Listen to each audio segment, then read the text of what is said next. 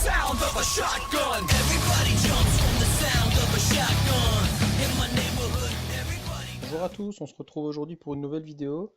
Cette fois-ci, la vidéo va parler de strip loader.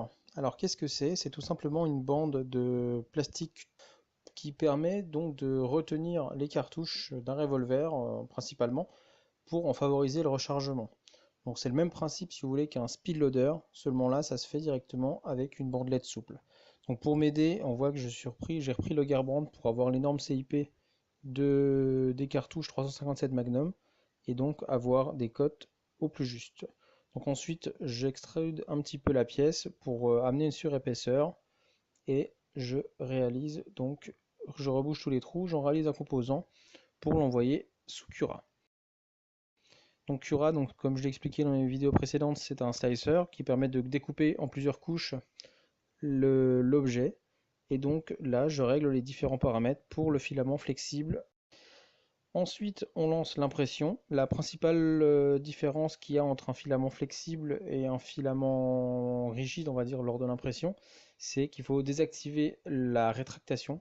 C'est-à-dire qu'on évite de réaspirer, si on veut, le filament quand on change de couche pour éviter que la buse ne se bouche, et on met le plateau un peu moins chaud. Voilà, donc la petite bandelette sortie d'impression. Donc on voit, c'est simplement une petite bandelette souple avec donc des petits plats pour la retenue des douilles. Et donc voilà comment recharger les strips de cartouche. Voilà. Et donc ensuite, pour les sortir, il n'y a rien de plus simple. Donc ça, c'était une bonne idée.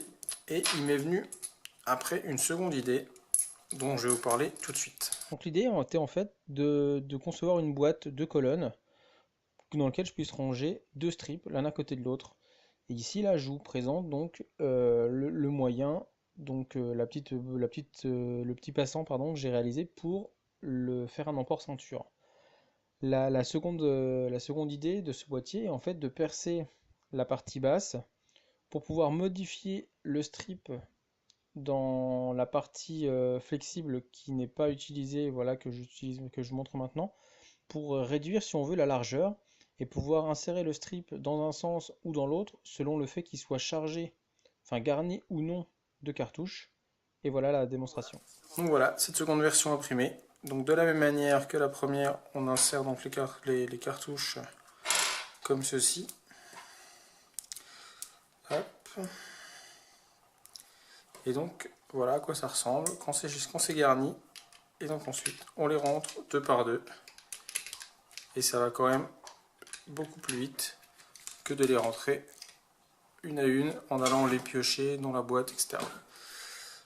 Et donc l'avantage d'avoir ce petit méplat, enfin cette petite partie plus fine que l'autre, c'est donc que, donc déjà j'en imprime une seconde de la même manière, et j'ai donc imprimé la fameuse boîte dont j'ai parlé tout à l'heure. Et donc on les rentre dans un sens quand ils sont garnis, comme ça on a facile pour les sortir, et dans l'autre sens quand ils sont vides. Et de la sorte, en fait, on voit que là il est vide, et donc facilement, instinctivement, en mettant la main à la ceinture, on se rend compte que celui-là il est encore garni et que celui-là est vide. Et donc à l'usage, comment ça se passe? Donc on va regarnir nos deux strips.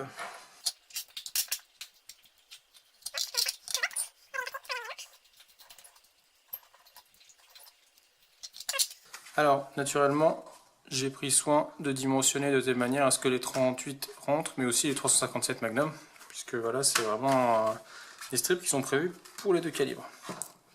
Donc là, voilà, ça se porte à la ceinture. L'appréhension est très bonne, hein, il n'y a pas de problème.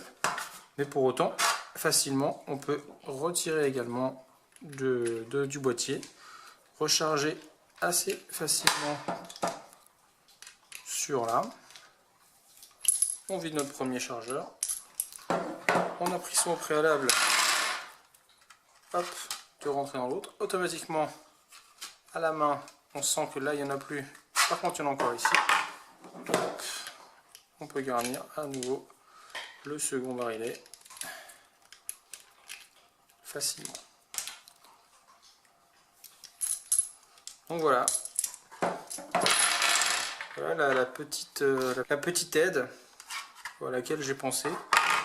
Si vous avez aimé cette vidéo, n'hésitez pas à mettre un petit pouce en l'air, ça fera plaisir. Et puis si vous avez surtout aimé l'objet, la petite réflexion que j'ai pu avoir, n'hésitez pas à le dire aussi en commentaire. Et si vous avez d'autres idées que vous pensez qui pourraient être intelligentes, soit pour ce type d'arme, soit pour un autre type d'arme, n'hésitez pas à m'en faire part et je verrai si c'est réalisable. Je vous souhaite une bonne journée et à bientôt. Au revoir.